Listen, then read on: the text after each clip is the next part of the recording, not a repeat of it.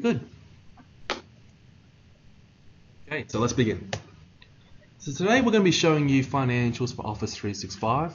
We'll be illustrating the manufacturing functionality, the powerful capabilities it has, as well as the easily scalable features that you can use for a small business up to a large organization, as well as how easy it is to use these features.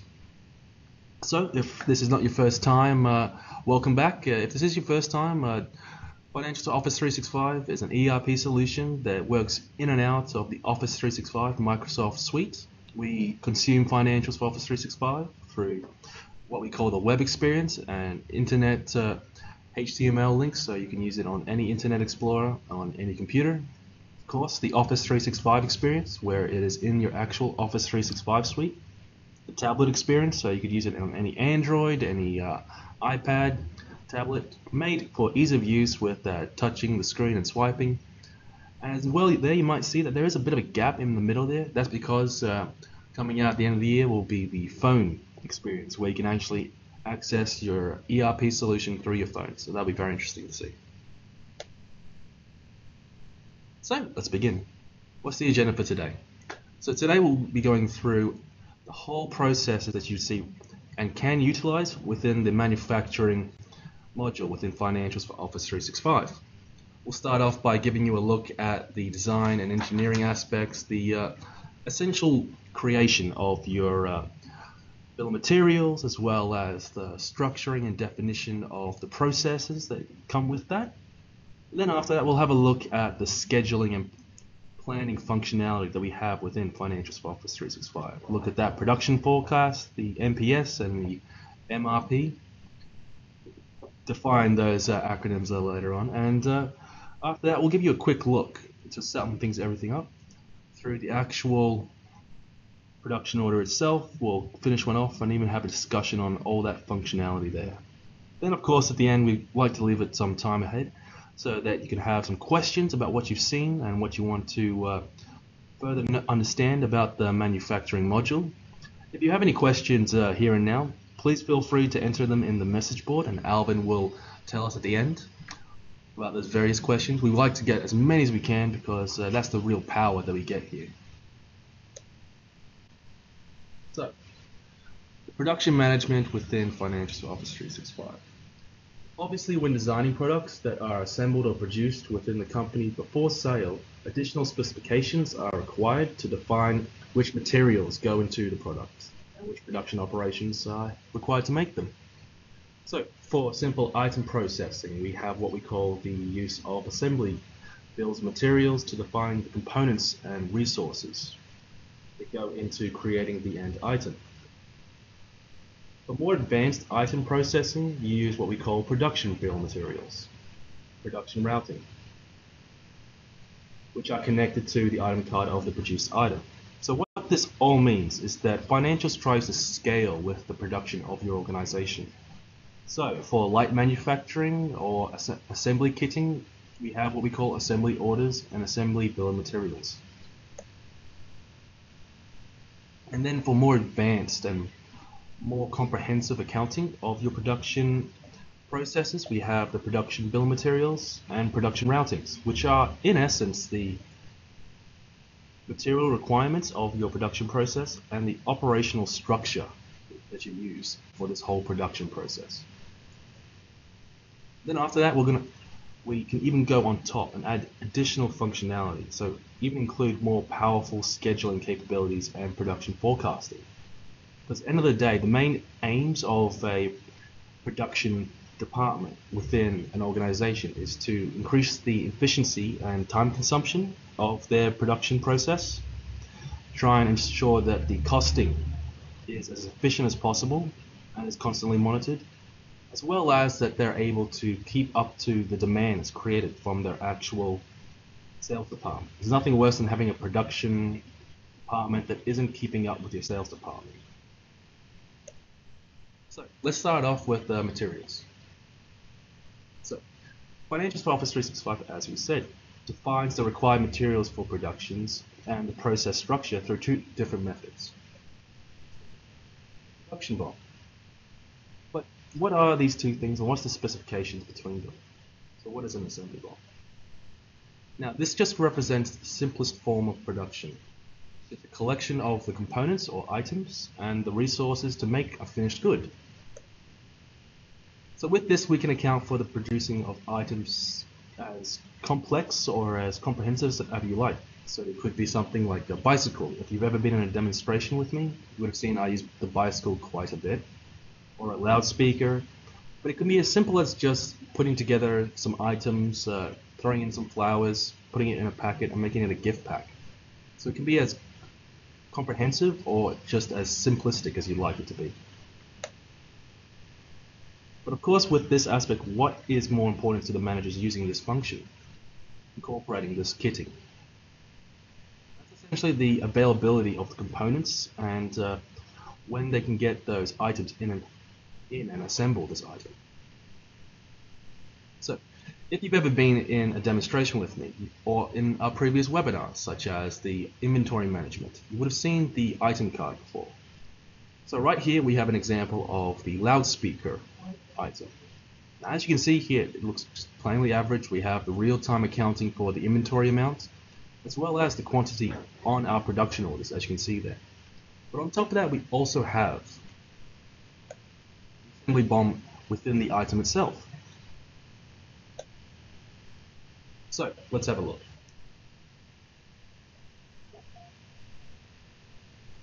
So what I'm doing now is I'm hopping into Financials for Office 365, currently in the admin role for Financials, our demo database. And what I'm going to do is just hop into the manufacturing tab. So what I'm going to do to find the item I want, I'm just going to use this universal search function. Straight away it brings up every single item that I want to see. So without even having to hop into the item card, I can even view the bill of materials from the list page itself. Simply select the yes that we see here under assembly BOM.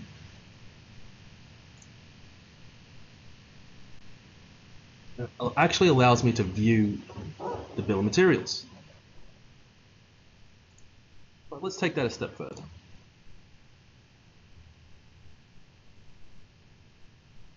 I'm going to hit navigate and hop into the assembly BOM so I actually have the permission to edit it.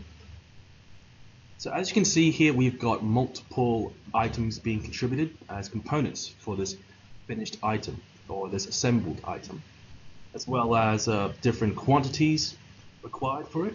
Now you can even have assembly BOMs within this assembly BOM. It is important to note that while we have a one-level assembly BOM at the moment, you could actually have up to 50 levels within the assembly BOM. I haven't found a company yet that has gone that far into their assembly BOMs, but you do have that functionality, as well as having the items incorporated. You can even include resources for output.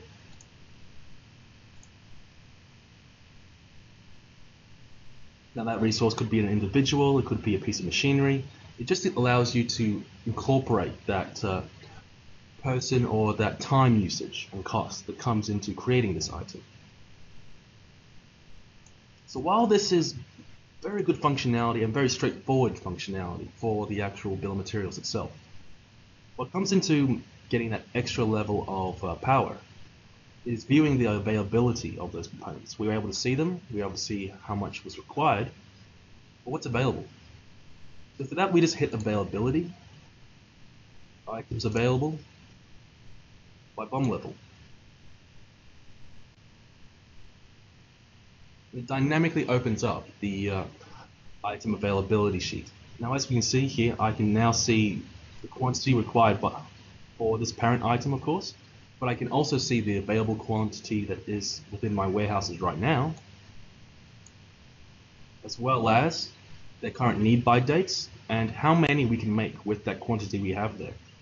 So as you can see, because I have 63 of this item and I only require one of it, we can make 63 parent items, so on and so forth. Of course, some of these items aren't available. They've been overpromised. Straight away we have the ability to see the calculated amounts and the total availability of this assembled finished item. Well, let's go take it that step further. Let's use the actual timeline. For a couple weeks.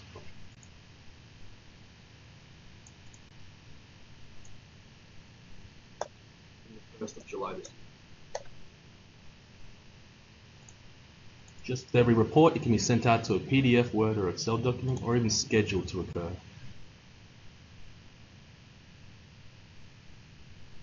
And it generates that quickly. What we're seeing here is an assessment of how much of this item we are able to make, what our gross requirement in this point in time is of this item, as well as a scheduled receipts, so how many are coming in, and what our current inventory level is. And we're even seeing this by a day-by-day, or in this case, a week-by-week aspect. So, Rocco, what we're seeing right now is the availability and essential look at this item's transactional turnover. What is the benefit here for a manufacturing company? Yeah, the main benefit here is that we're looking at real live data that is connected to all the functions within the system. We've got sales contributing to demand. We've got any orders that we're creating being supplied. We've also got information about when we're purchasing things or transferring between different locations. It's all real time and it's all available to us, and we can instantly see what we can make and when we can make it, just from a couple of clicks, just from that item. So as well as having this much functionality in regards to the simplest form of manufacturing, there is also important to note some extra pieces of power there. So as well as having this item as assembled and a kitting item, you do on top of that have the functionality to incorporate it as assembled to stock and assembled to order. So Rocco, these two definitions, assembled to stock and assembled to order, from my understanding it's being able to create one on the fly or kit on the fly and be able to create one so you can have inventory in your warehouse. What's the benefit there? Yeah, so make to stock allows you to run a discrete process whereby you assemble these items, so light manufacturing or kitting or bundling, and then your make to order, or as you've described it, kitting on the fly or assembly on the fly, really expands the power here where we can do this in one operation from a sales order, where we can define the elements that need to be defined. We can make any modifications if we need to, and then we can give those instructions down further in our company to even the warehouse. So creating a pick for a sales order with an assemble to order item, we'll explode those items out onto the pick worksheet for the warehouse workers to go and pick those items and assemble them in one go and then invoice them. So really powerful in terms of the ability to work on the fly. It's really powerful in the sense that it keeps the information relevant to the purpose of that document. In a sales order, you just want to see the finished item. In a warehouse document such as the pick document you just mentioned, you want to see the components that you have to bring together and assemble and then produce. So it's really powerful that it keeps it still contextual and correct in the case of the user.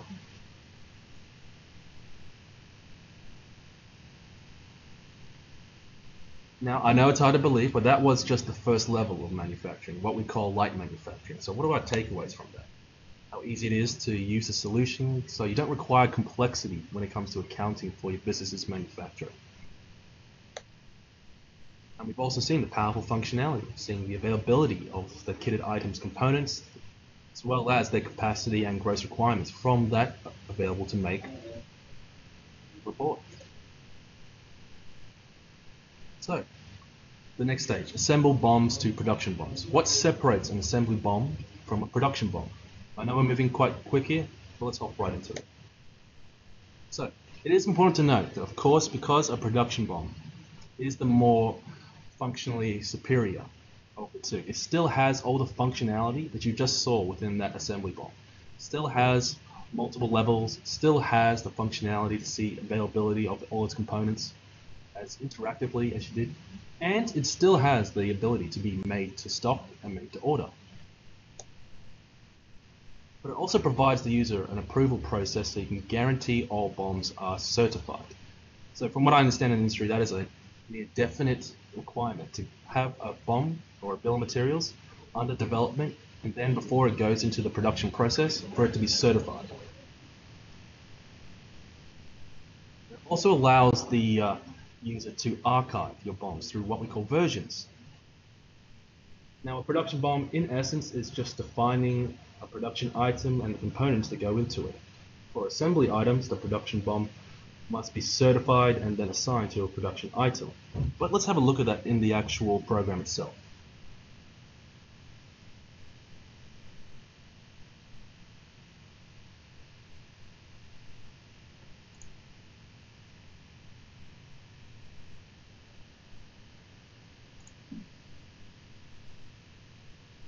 So I'm now going to remove this filter that I applied just by selecting that X.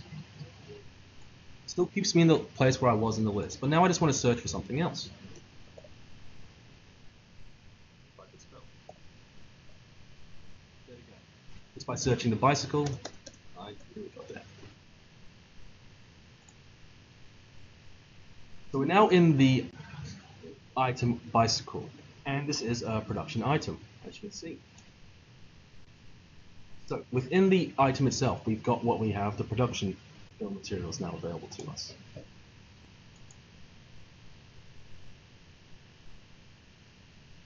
Now, of course, you still have all the components, they're certified, being accounted for, and as you can see, we even have multiple bills of materials within this bill of material. But on top of that, we have what we call versions being applied. So you can have multiple versions thrown at you. And of course, you can explore these production bill of materials per item, but these versions are a very important factor I'd like to focus on for a second. So a version is essentially the most current bill of materials you want to incorporate, and you can have archived the previous versions that you've had in the system. So Rocco, what is the benefit of having what we call here a bill of materials version within the system?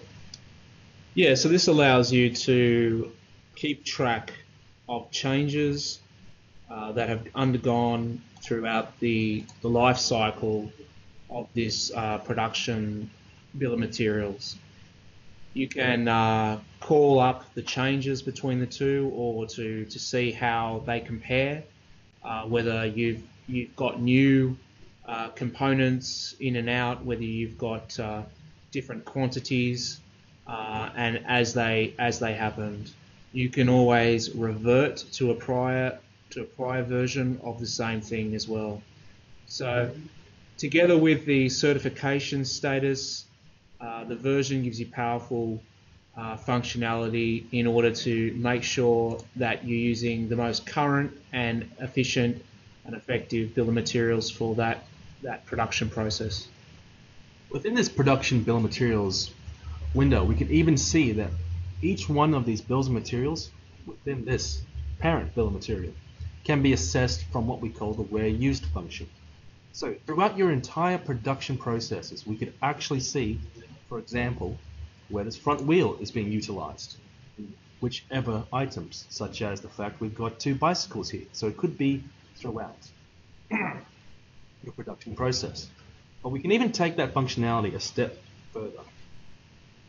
So on top of having the multiple components or the multiple bills of materials being utilized for various production items, you can even take these components and these bills of materials we have here and actually exchange them between the bills of materials.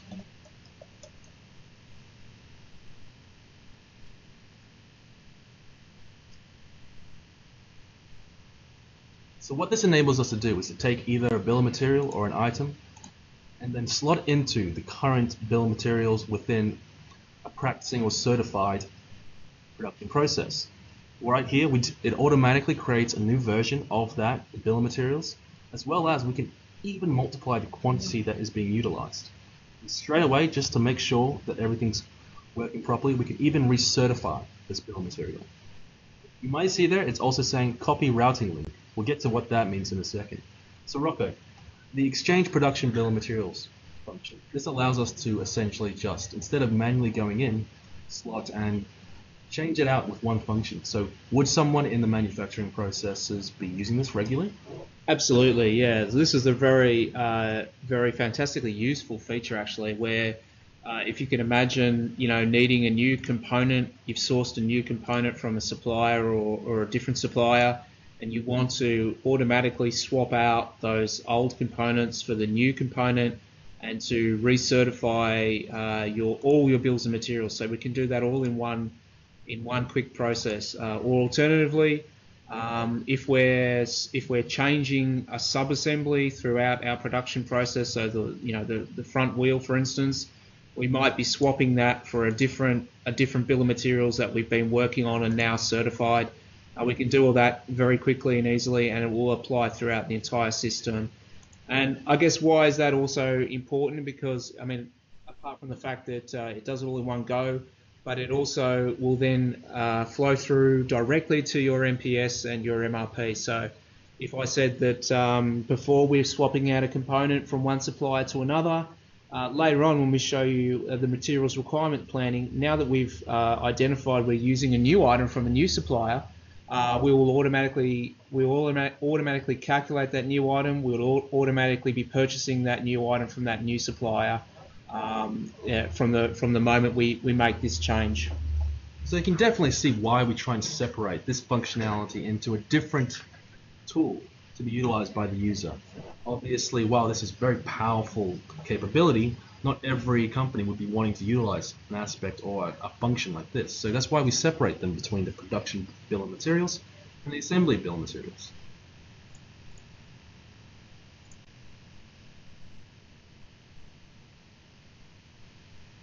So there it is. You can even use the where used function to specify where a component, item, or bill of materials is used within the product structures. So we've covered the assembly bill of materials, we've covered the production bill of materials. The next aspect definitely would be to talk about routing. So straight away, routing is a very unfamiliar term to someone. It's not in the industry. I mentioned it to Alvin earlier and he had no idea what I was talking about. So routing, what is routing? It's essentially operations. After a production order is created for that item, its routing will determine the scheduling of the production operations as represented in a production order. So what does that essentially mean? Routing is, in essence, the different stages or the different steps that this production process is taking.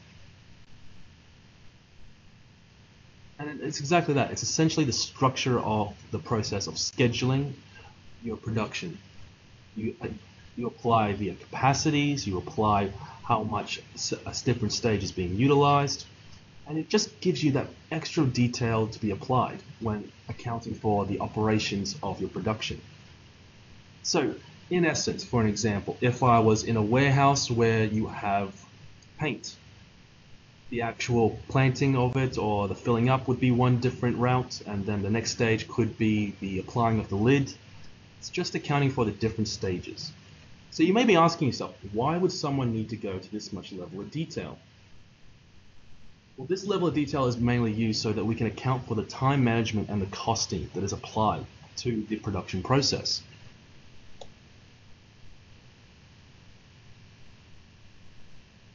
So let's have a look at what this might be. Right now we're just going to hop into the same item we were in before. The routing for the bicycle. And as you can see, these are the different stages within the route. Obviously, we've even got it applied that you have the same functionality within the routes, or let's call them operations from here on out, that you have with the bill of materials. You can have different versions applied, different analysis on where these different operations are used. So it's giving you that high level of functionality.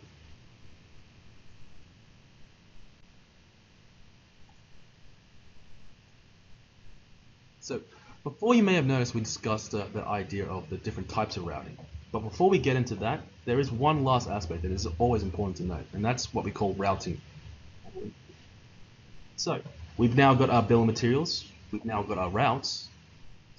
Best way to get a better understanding of the efficiency and, in essence, a more granular look at how the costing of this production by taking time into account is occurring.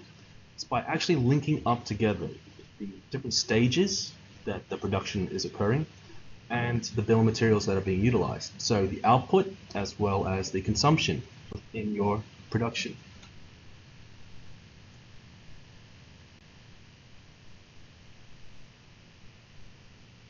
Now, routing links are just pretty much that. To be clear as possible, they're specific operations in order with a relationship to the bill of materials. So why is this important to us?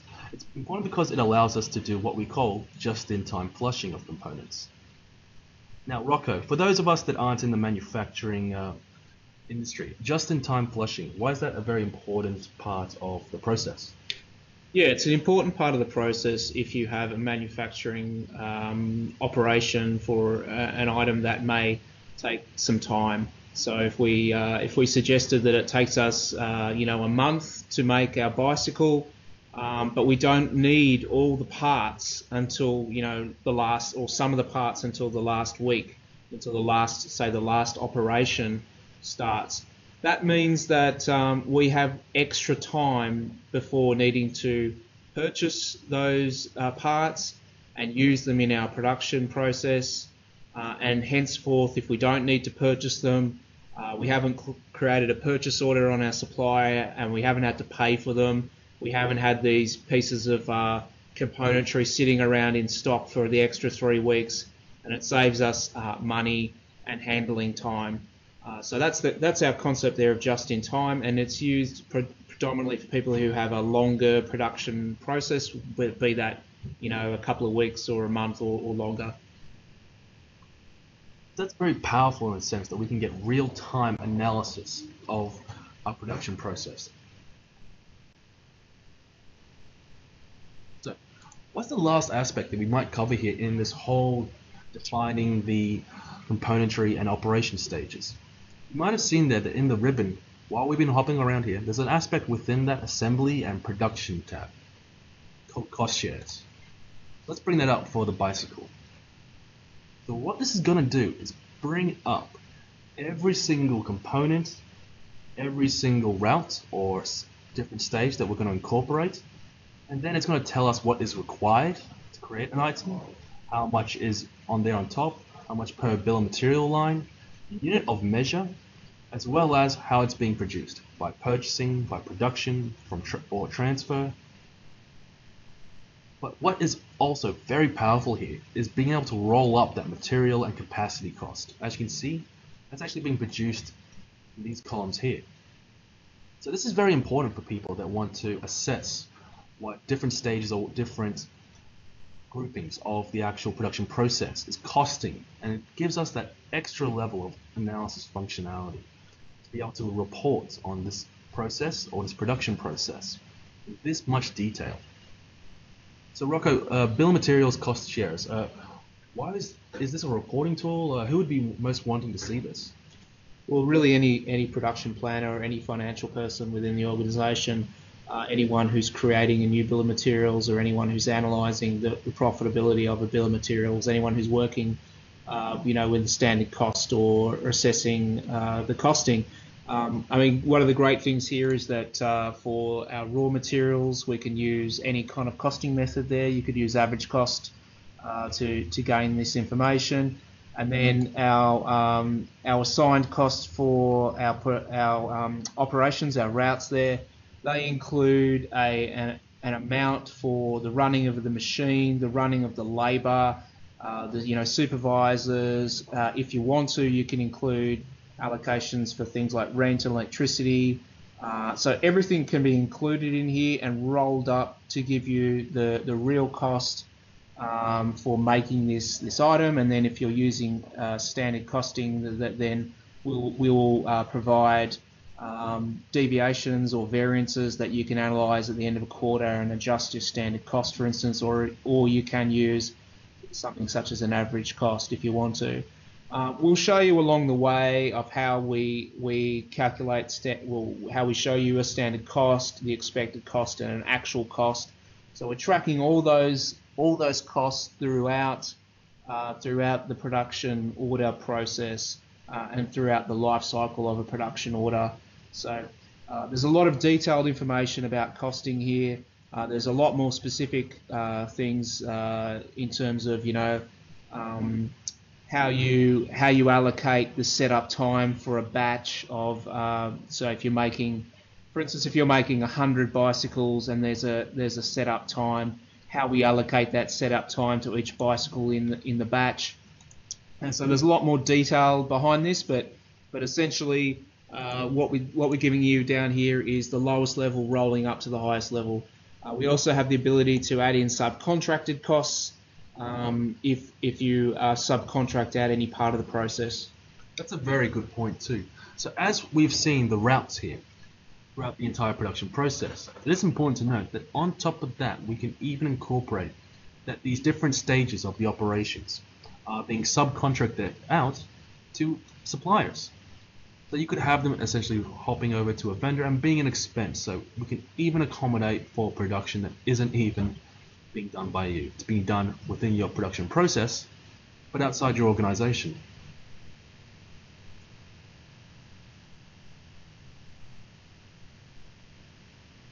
So I know we've thrown quite a few terms at you right now. We've thrown production bill of materials and assembly bill of materials, the routes. I'm going to go a little bit more further, and then we're going to get to the really cool functionality stuff. I know it seems pretty good right now, but it even gets better.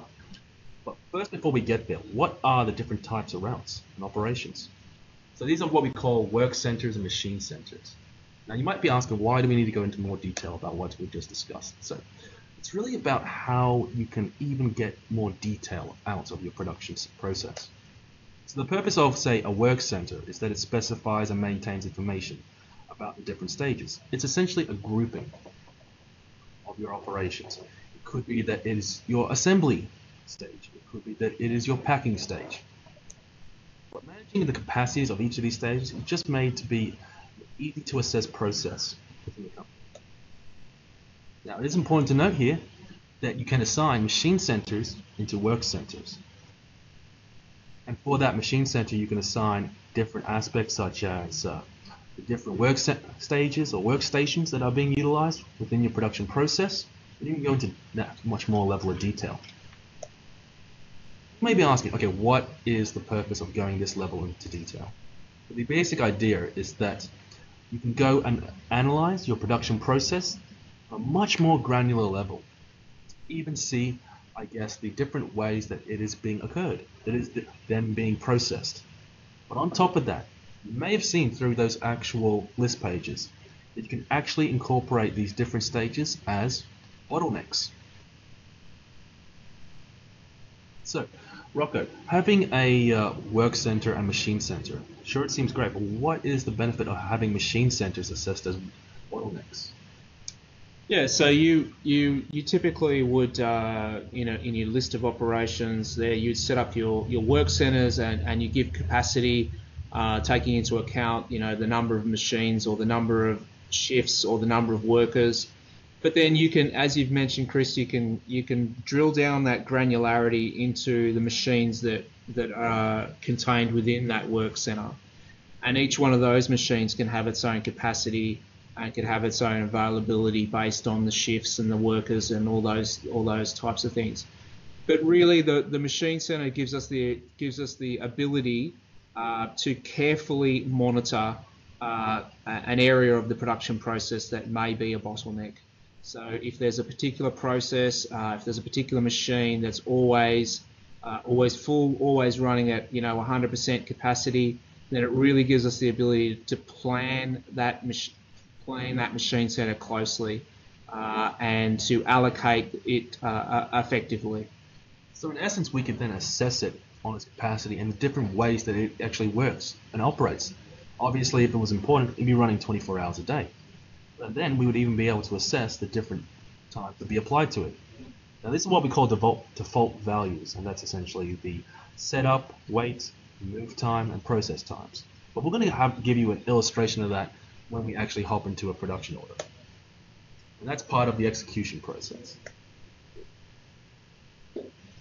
Okay, so we've gone through quite a bit, and from what I understand, we might already have some of the questions. I've been too busy in the demo to actually look. Alvin, do we have any questions so far? There's actually a couple. The first one that's kind of related to machinery is, can you allocate maintenance schedules to machinery? Can you see downtimes, predictions, and history? So the answer to that is yes. You can plan in advance, so proactive maintenance on a machine, or alternatively you can record the machine having a breakdown after the event.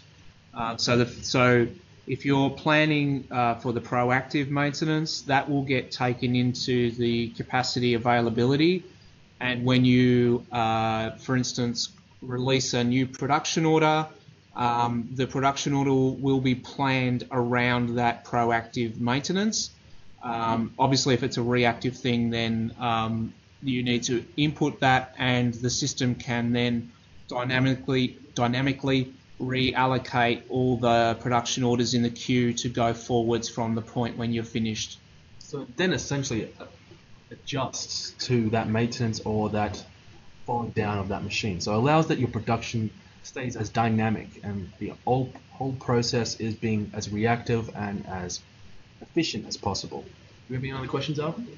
So one that's coming up, I guess you might be answering this in a second, is it possible to record real production time and compare it to scheduled/set time? So the answer to that one again is yes. So that's one of the big differences between an assembly order and a production order. In an assembly order, you input the setup time and the per unit time, but you don't really have the ability to give feedback and say, this is what I expected and this is what actually happened. But conversely, in a production order, you do. In a production order, we do have the ability to suggest the expected times for each operation, and we will show you in the production journal how you can actually give the real times, as well as the expected consumption and the real consumption. The ability to put in scrap and reason codes, to change the output, and all sorts of things like that. So we'll show you that in the production journal in a few moments. Yeah. So that's all the questions? Great. So let's continue. So we're now moving on to the actual scheduling. We've done the whole designing of the actual processes and the bill of materials. So let's get into how you would actually be able to schedule and forecast all this sort of information. So it would not be easy being able to do that for this. So for starting actual production activities, of course, it's necessary to schedule the rough cut production schedule. This results in, I guess, your operational planning.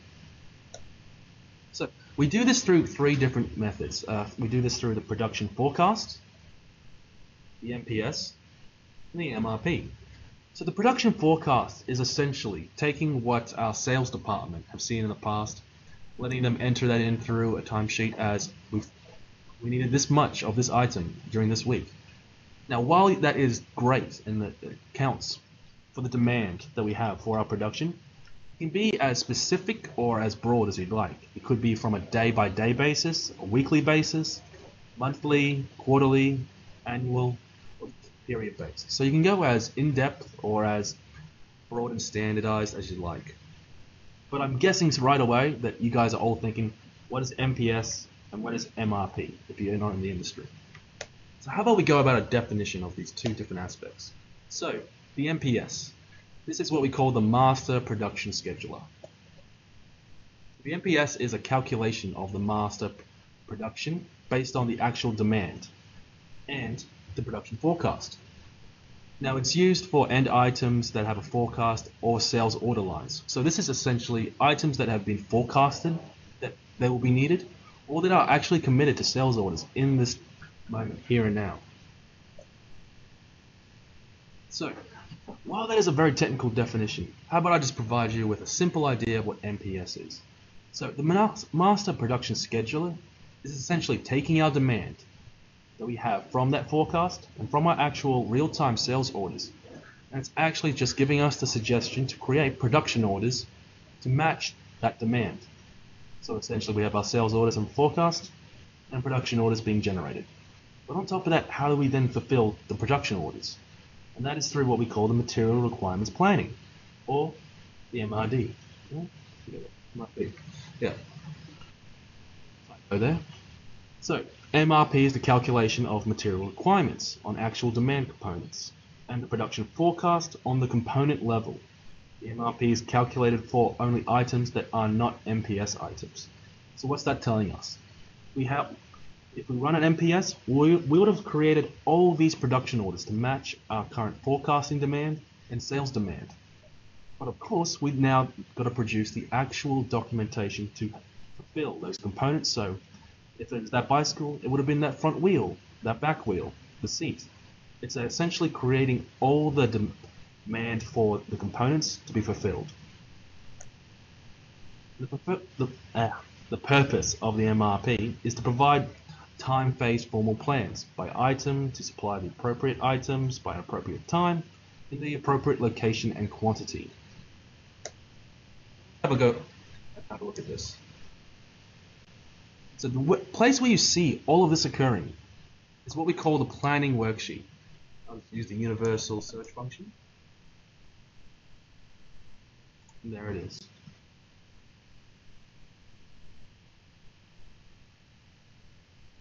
So the purpose of this worksheet is to make those two processes, the MRP and MPS, as simple and as user-friendly as possible. Because you might be thinking that was quite a difficult definition and concept to get a hold of. How would you even run that in the system? So all we have to do is calculate the regenerative plan. Press that button there. And they're given to us as checkboxes, so it's made quite simple. For this demonstration today, I've tried using a period that's just occurred over the last couple of months. So let's use the MPS to start off with. All I'm doing is that I'm choosing to use this specific forecast, the 2015 one. We're going to generate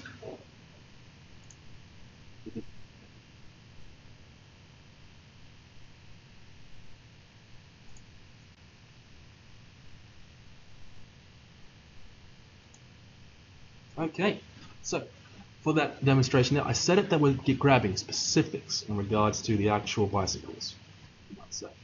So look at that. We can see from our location blue that we have quite a bit of demand. So let's have a look at what this demand is actually creating. And for that, we do order tracking. So straight away, we see that there is a current demand for this item from a sales order where there is a request for 100. But there's also an untracked quantity. And you might guess that's actually from our forecast. So Rocco, running the MPS like this, with just 2 clicks and being able to see demands from sales orders and our forecast, what's the benefit there? So for me, I've just pressed a couple buttons, but what is the industry benefit? Yeah, so we've used a very simple example in this presentation, but really our MPS is going to do all the number crunching for our production planner. So it's going to be adding up all the demand, whether it's real demand or expected demand, and it's going to be producing that into the time buckets that we are going to run our production process. So in our example, we have a production forecast of from a sales-driven production forecast of 250 units. That is offset by real demand in the same period, in the same manufacturing period, of 100 bicycles, and then we have this leftover expected demand of 150 units that we're going to produce, or this untracked quantity. So our real quantity is 100 and our untracked is 150. Now these numbers get what we call tuned up for various factors that are in the system, such as safety stocks or minimum quantities or order multiples. So we might also have had a safety stock in here where we needed to produce some some to keep on the shelf, or we may have had a minimum production run of 500 units, and in that case we would have a larger production order being suggested. But really what this is doing is it's adding up all the demand, and the demand can be from sales, it could be from transfer orders from different branches, it can be for this, what we call this untracked demand, so forecasting or safety stock, it could be order multiples or minimum order quantities or minimum production quantities, minimum batch levels. So it's doing all the number crunching for the production planner and giving them a suggestion. It shows the why and how it's come up with a suggestion, and then it allows the production planner to make any more educational adjustments that they need to make, and then they can go ahead and create the production orders directly from here. It's very powerful in the sense that, just like Rocco said, it's generated all this for us.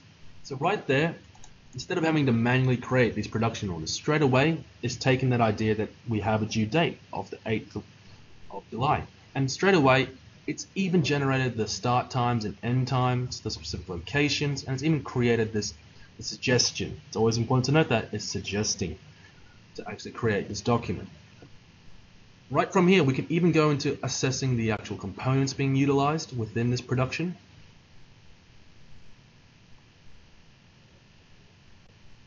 As well as being able to assess the specific operations or our routing for this production. So even though I'm in a worksheet, I can still assess every single stage that would be utilized for this production. But what I'm going to do now, to keep things nice and easy, I'm just going to remove a couple of these entries here. Keep the one that we've been using as an example. 250 amount.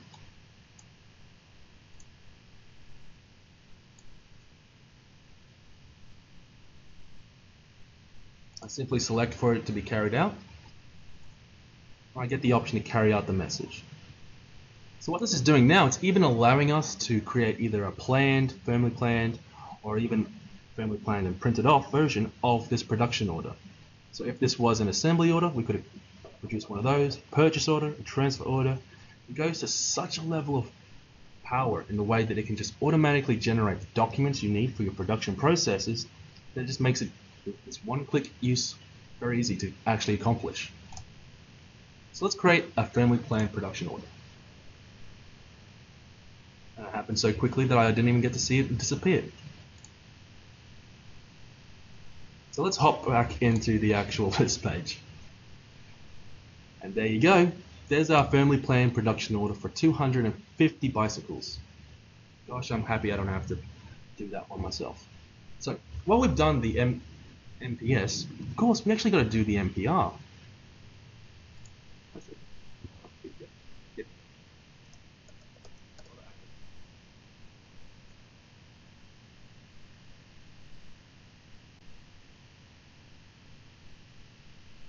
So now that we've done that, let's go calculate. Let's run our MRP.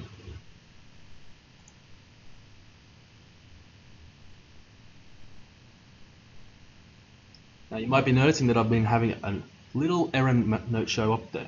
It's always important to note that we do straight away know that you need to have that high level of setup correctly entered into the system. So for a different item, one of our loudspeakers that we mentioned earlier, I've set it up that is showing me that there isn't a value entered. Straight away, I'll alert it to this. So it's important to note that even though you're running all these processes straight away, we know what's required. And look at that. With that simple click now, we're actually seeing all the documents that would be created to actually purchase and even produce the different bills of materials for those 250 bicycles. So instead of having to manually do this myself and look at the actual start times and end times, this is creating my entire production structure and processes. So Rocco, is it too much information or is this very powerful? Who would be using this? Well, again, it's the production planner or the purchasing planner, depending on the organization. But really, again, what we're doing here is the same sort of thing. We're doing the number crunching now with the MRP. We're looking at the firm plan or released production orders in the system. We're looking at the components that are needed or the sub-assemblies that are needed, and now those are the demand, and we are looking to supply that demand. And how we supply that demand, in some instances we need to produce further sub-assemblies, and in some instances we need to purchase. We also may need to transfer if we had it in different areas. But those are really the ideas there. Where we're doing purchasing, we're given the default supplier with and we're calculating lead times to give you the information you need to automatically create purchase orders from the right vendors. And before, when I talked about swapping out components, now here when we're using our MRP, those new components from that new supplier is fed directly into this MRP worksheet, and we're going to create a purchase order for the right person, for the new component. So that's very powerful that, like, straight away, got all that information being thrown into the system. So this will be used quite regularly, but from the manufacturing module. So I and Rocco have been able to show you quite a bit of functionality in being able to schedule, being able to plan, as well as design the processes and components, and even the demand and supply of that demand within the production process. And funnily enough, we haven't even hopped into a production order. Just when hopping into production order, there are a couple of things I want to note, because we are running out of time. But it's fine, everyone seems to be quite interested. So straight within the actual bicycle line there, you can see within the production order, we can even assess the components and routing within this real-time assessment. So right there, I've got the expected quantity required, the amounts required for each one of the bills materials within this, and we're actually accounting for this within one of our locations. So you can see here that the actual production bill of materials components, it's taking into account specifics from our warehousing module, but we're not going to get into too much detail into that. There is another aspect here that you're seeing that might be very important to you. It's actually the flushing method that's occurring for this bill of materials. Naturally, you can do it manually forward, as well as being incorporating the picks that occurs in your warehouse. So that's our components. Let's have a look at the routes. Whoop. Before I hopped out of the production order there.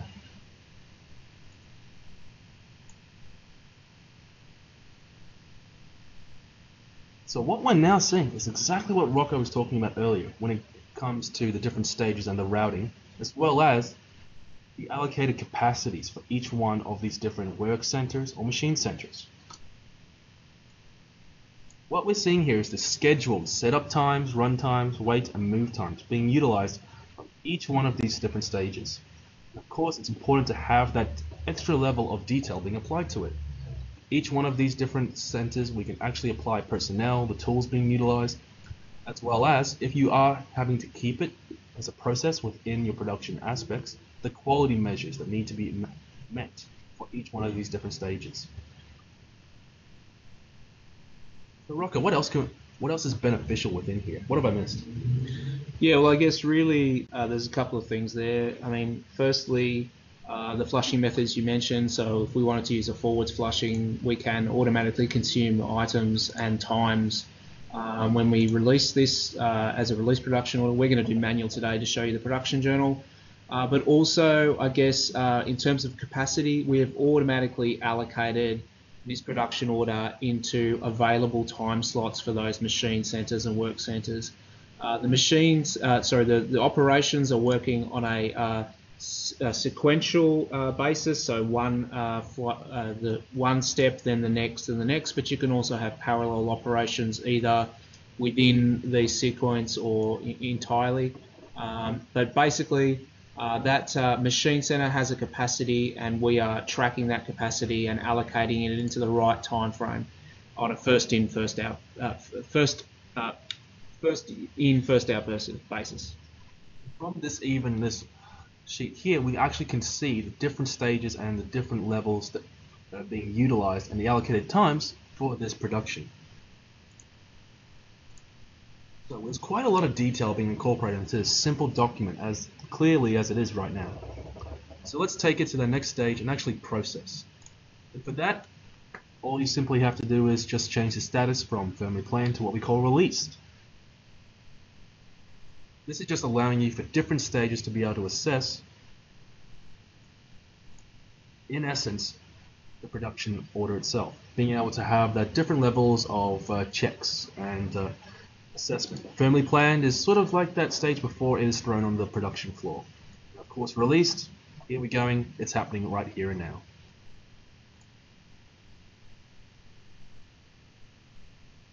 So, now that it's released, what is the one big difference here between the firmly planned and the released production order? And that is, as Rocco mentioned earlier, the production journal.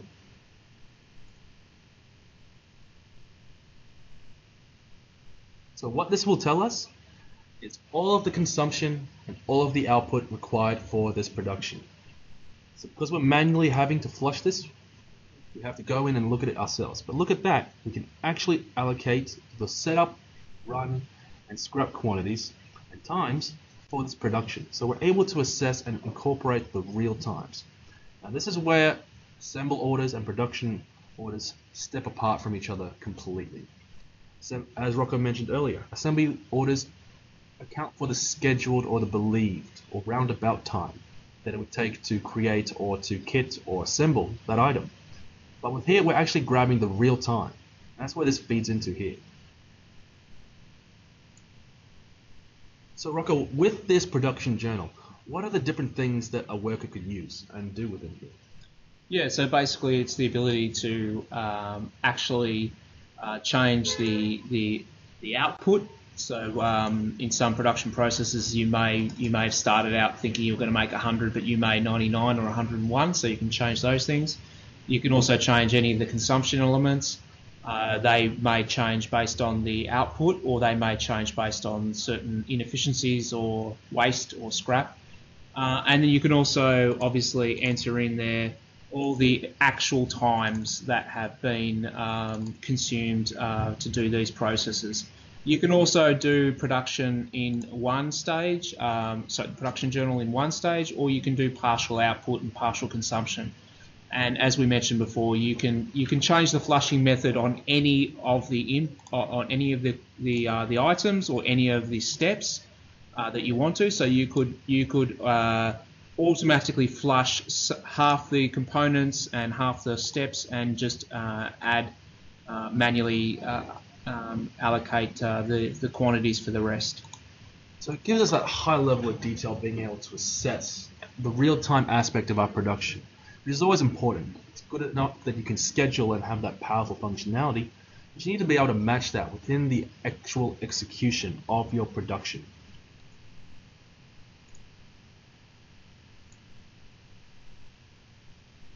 As you can see here, of course I won't be able to actually finish off this journal. There's still all these stages needing to be utilized, and you have an insufficient quantity of the item. So let's just not worry about wasting our time actually producing it. Let's just talk about what's the beneficial part that happens now after we've finished this production order. And that is actually being able to produce what we call a finished production order. So the benefit of having a finished production order is that important part of the executing production process from a system point of view. Being able to post production output to the database and then report on the progress, update the inventory with the finished items. But it's also essentially allowing us to assess what went right and what went wrong within that production itself. We can see the areas that needed more efficiency based off that scrap percentage that we saw there within the journal, as well as being able to see where we can allocate more effort or resources or more time to produce better output.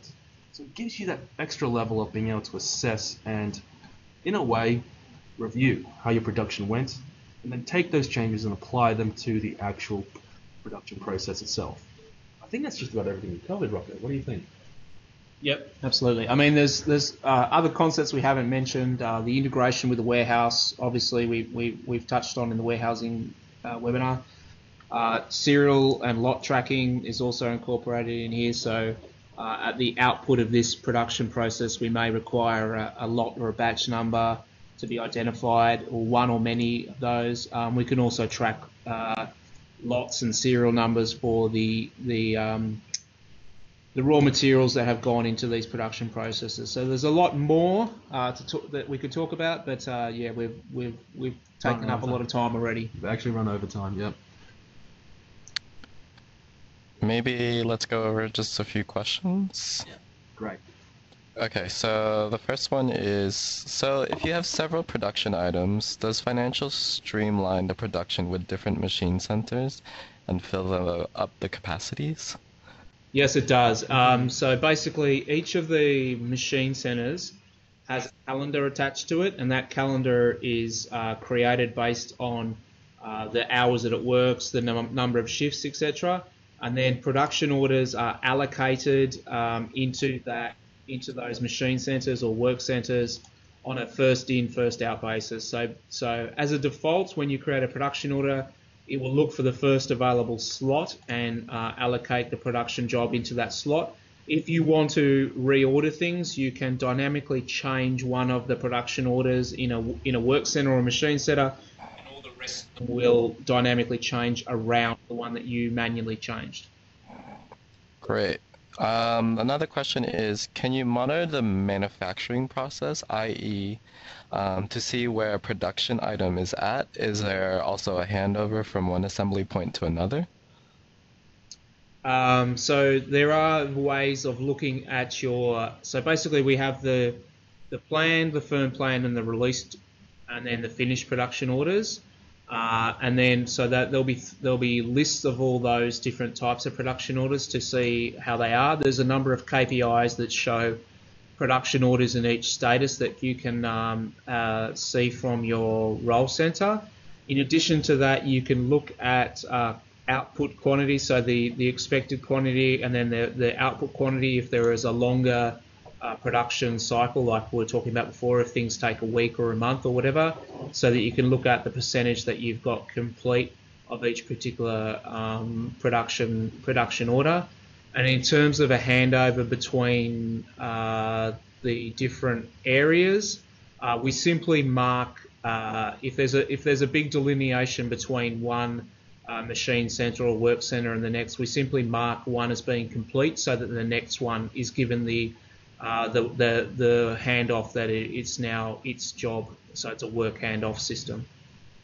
So essentially, those different stages, the planned, firmly planned, released, and finished, are a good way to step off and hand off through the actual production process. Today we didn't show it, but you also have what we call a simulated production order. And that is essentially just the quoting of production processes. But yeah, we hope we've answered that question to the best of our ability.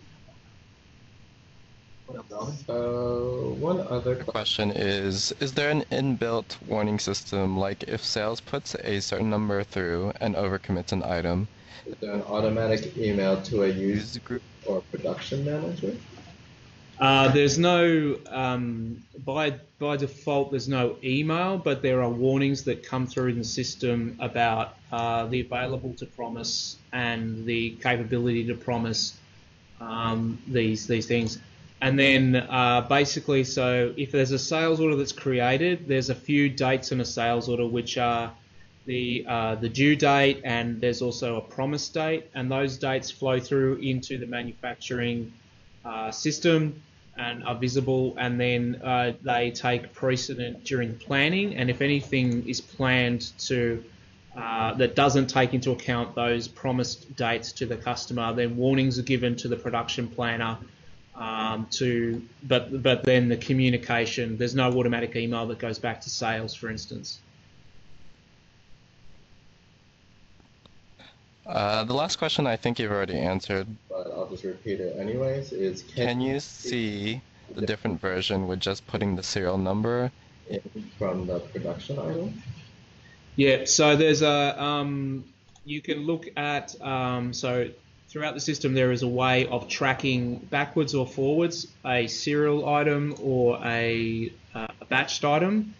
and then so you can, if you've got an output, you can track it back to the production order that it was made and the BOM and the version of the BOM, and you can also track back to the individual components, and if they were serial or batch tracked, you also get all that information, and then you can go backwards to the source, and then you can go forwards from that source to where you may have used that component, like another item of that batch in another production order or another sales order. Hopefully that answers the question. Okay, great. So I think we've gone pretty well in depth here.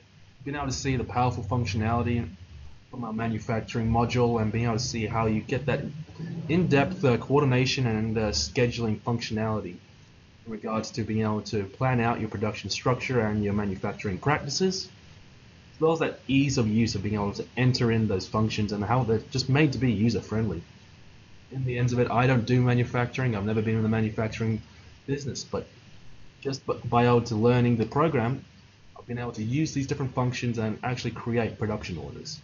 And of course, it's scalable. It's been scalable with the available functions to match your business practices. So we've been able to start off with a small aspect of an assembly order, bring that up forward with production routes, and then even the production MRP and MPS, and even forecasting and worksheets to make it all very powerful, taking in all those ideas of capacity and output. So throughout the entire demo, and it's been perfect. We've been able to get quite a few good questions. Are there any more, Alvin? No worries. Thank you very much, everyone, for your time today. I know we ran a little bit over, but there is a lot to get through when it comes to manufacturing. So thank you very much, Rocco, for joining us today. Thank you, everyone. And we hope to hear from you all at the end of this week for our Office 365 Experience webinar, where we'll be having a look at not only where financials for Office 365 sort of easily works in and out of the other Office 365 programs such as Word, Excel, OneNote, and even Power BI. Of course, how there is actually an Office 365 client or version within the Office 365 suite. Wow, I said that Office 365 thing a lot. So we look forward to hearing from you all Friday at 12 o'clock. One more question. Oh, great. Before we go, is if you have a machine center at different locations, can you link them together and fill In other locations. So if you have A machine center in a separate location. can you fill it in from other locations? Or can you link them together? Oh, so are they linked in the same production process? Yes. Okay, so no, what you need to have is a sub-assembly that is produced at a different location, and then the demand for that is supplied by a transfer order. Okay, even though it's the same machinery. Yeah, but it's in a different physical location. Yeah. Yeah, so like Sydney to Melbourne, for instance. Mm-hmm. No, so you need to produce the sub-assembly, say in Melbourne, and then it gets transferred to Sydney to be consumed in the production process in Sydney. And the purpose of that is so that we can have more in-depth analysis of the lead time. So we take into account that delivery from one location to another. So instead of having it as the whole same production process, you incorporate it as just another bill of materials. And then the next process is for it to be transferred over. So even though it's not quite exactly what you asked for, it is still being able to accomplish the same thing. All right, great. I got a thumbs up from Melbourne, so I think we've answered all the questions. Well, thank you everyone again, and we look forward to hearing from you this Friday. Thank you very much, Rocco. Cheers. All right, guys. Hope you have a good afternoon.